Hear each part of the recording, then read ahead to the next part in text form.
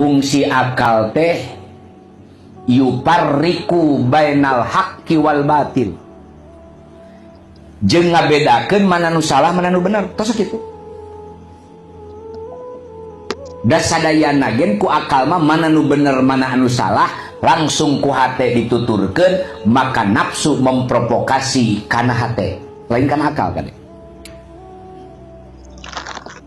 Dan nafsu mah moal ngarobah bahwa kadongdong itu hasem, cek nafsu teh hamis ya moal hasem mah eta. Ngan kana hate kumacarana nyokot kadongdong menang maok eta nafsu mah kadinya. Memprovokasi nanti. Tak mudah-mudahan akal orang si normal terasnya mahal.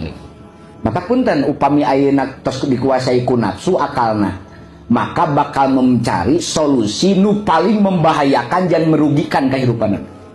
Contoh kamari mengarugikan nanti 20 miliar gitu. Isuk mah sakieu. Komo nu kelas maraneh mah judulnya leutik keneh 20.000.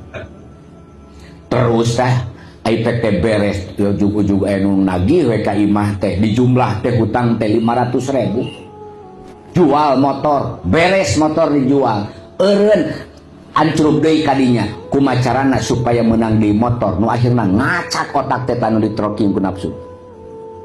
Neangan modal deui kadituna teh mau we mas mitoha. Dan kitu upami akal terus tidak berfungsi seolah-olah tidak akan ada solusi. Naon sababna teu ditopang ku iman akalna.